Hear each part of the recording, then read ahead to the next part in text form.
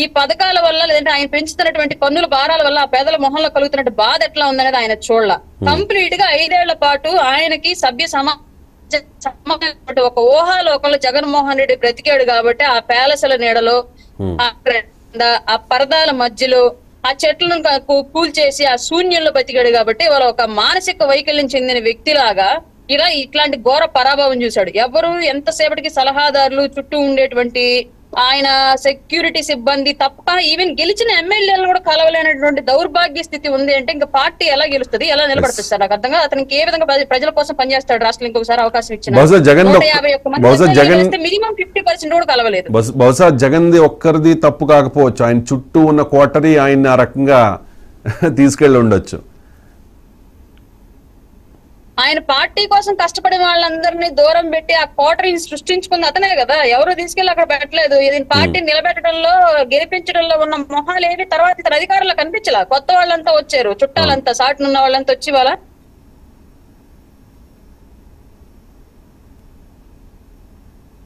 Right. Final గా recent గా నేను విశాఖ దక్షిణ ఎమ్మెల్యే వంశీకృష్ణ యాదవ్ అన్న ఒక మాట నాకు గుర్తొచ్చింది. ఇప్పుడు జనసేన పార్టీలో చాలా మంది వైఎస్ఆర్ కాంగ్రెస్ పార్టీ ఎమ్మెల్యేలు రావడానికి సిద్ధంగా ఉన్నారు అని.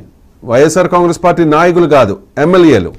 నిజంగా అటువంటి చర్చ ఏమైనా జరుగుతోందా పార్టీలో?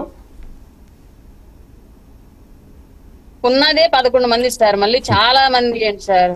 చాలా మంది అంటే ఉన్న 11 మందిలో జగన్మోహన్ రెడ్డి మందిలో 6 టచ్ లో ఉన్నారు. ఇప్పుడు క్రికెట్ టీమ్ ని కాపాడుకున్నాడు, క్రికెట్ టీమ్ లో నుంచి 6 వెళ్ళిపోతున్నారు. ఇంకా అటు ఇటు కూర్చొని అష్టాచమ్మ ఆడుకోవడానికి 5 ఉన్నారు సార్.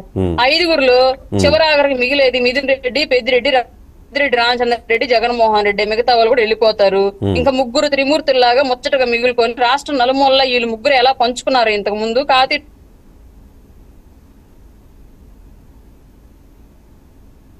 ఓకే, టచ్ లో ఉన్న మాట వాస్తవం కావచ్చు. ఎందుకంటే అధికారంలో లేని చోట ఎందుకు ఎమ్మెల్యేలుగా ఉండి కూడా ప్రయోజనం ఉండదని చెప్పి కొంతమంది ఎవరి స్వార్థాలు వాళ్ళకు ఉంటాయి. అండ్ నియోజకవర్గ ప్రయోజనాలు కూడా ముఖ్యం కదా. అండ్ నిజంగా అలా వస్తాను అంటే చేర్చుకోవడానికి జనసేన పార్టీ సిద్ధంగా ఉంటుందా అంటే? అది ఇప్పుడున్న పరిస్థితులను దృష్టిలో పెట్టుకుని మా అధ్యక్షులు వారు సమీక్షించి తీసుకోవాల్సిన నిర్ణయం సార్. అంటే అక్కడ ఆల్రెడీ మాకు స్థానికంగా క్యాడర్ ఉంటుంది, నాయకత్వం ఉంటుంది. వాళ్ళతో సమన్వయంగా మీటింగ్లు ఏర్పాటు చేసుకున్న తర్వాత వీళ్ళు జాయినింగ్స్ అనేవి తీసుకుంటారు. అయితే ఒకటి, మా పార్టీలోకి ఎవరు వచ్చినా సరే కళ్యాణ్ గారి మాట ప్రకారమే నడవాలి. వాళ్ళ వ్యక్తిత్వం, వాళ్ళ క్యారెక్టర్ ఇట్లాంటివి ఏమి ఇక్కడ మా దగ్గర చెల్లవు. మా పార్టీ సిద్ధాంతాల ప్రకారం, మా పార్టీ నియమాల ప్రకారమే నడుచుకోవాలి. కళ్యాణ్ గారు చెప్పిన మాట ప్రకారమే ఏదైనా సరే చేయాల్సి ఉంటుంది. కాబట్టి చూడాలి మరి దాన్ని ఏ విధంగా ముందుకు తీసుకెళ్తారనేది. ఇప్పుడు బిఫోర్ ఎలక్షన్ వచ్చుంటే అది వేరేలా ఉండేది. ఇప్పుడు ఓటమి పాలు అయిన తర్వాత వస్తున్నారు కాబట్టి మేబీ అంత గౌరవ మర్యాదలు అనేవి మా పార్టీ దృష్ట్యా దక్కినా సరే ప్రజల్లో దక్కకపోవచ్చని మేము అనుకుంటున్నామండి. రైట్ అండి. ఫైనల్ గా ఒకటి అడుగుతాను. చాలా మంది టికెట్ ఎక్స్పెక్ట్ చేసి చివరి నిమిషంలో వైఎస్ఆర్ కాంగ్రెస్ పార్టీకి అమ్ముడైపోయో, లేకపోతే వాళ్ళు ఇచ్చిన ప్యాకేజీకి అట్రాక్ట్ అయ్యో, లేకపోతే పార్టీలో జరుగుతున్న వ్యవహారం నచ్చకో, వాట్ ఎవర్, వాళ్ళు బయటికి వెళ్ళిపోయారు. పితాని బాలకృష్ణ, రాజాబాబు, మాకినేడి శేషకుమారి, పోతిన వెంకట మహేష్, మనుక్రాంత్ రెడ్డి, ఇంకా చాలా పెద్ద పెద్ద లిస్ట్ ఉంది. వీళ్ళందరూ ఇప్పుడు పశ్చాత్తాపడుతున్నారట. అయ్యో కనీసం ఆ పార్టీలో ఉన్నట్టయితే కనీసం గౌరవం అయినా దక్కేది, కనీసం ఎమ్మెల్సీనో లేకపోతే ఇంకో నామినేటెడ్ పోస్టో వచ్చేదో అని చెప్పి. అలాంటి వాళ్ళు ఎవరైనా అప్రోచ్ అవుతూ ఉన్నారా పార్టీని, అధిష్టానాన్ని? కొంతవరకు ఇటు నుంచి వెళ్ళిన వాళ్ళు మళ్ళీ పార్టీలోకి రావడానికి సంప్రదింపులు జరుపుకుంటున్నారు సార్. పార్టీలో ఉన్నటువంటి వాళ్ళ సన్నిహితులు, స్నేహితుల ద్వారా ఆల్రెడీ. సార్ మరి ఆ విషయాన్ని ఎలా తీసుకుంటాడు అనేది తెలియదు. మిగతా వాళ్ళు సంప్రదింపులు జరిపినప్పటికీ కూడా తీసుకోవడానికి సార్ సిద్ధంగా లేరు. ఎందుకంటే పార్టీలో టికెట్ ఇవ్వలేదని అసంతృప్తితో పార్టీ మారడంతో ఆగిపోయి ఉంటే బాగుండేది. కానీ అలా కాకుండా ఏ విలువలను అయితే జనసేన పార్టీలో కాపాడు మా పార్టీల నుంచి బయటికి వెళ్లి వైసీపీ కండువా వేసుకోగానే మరీ దిగజారిపోయారు సార్.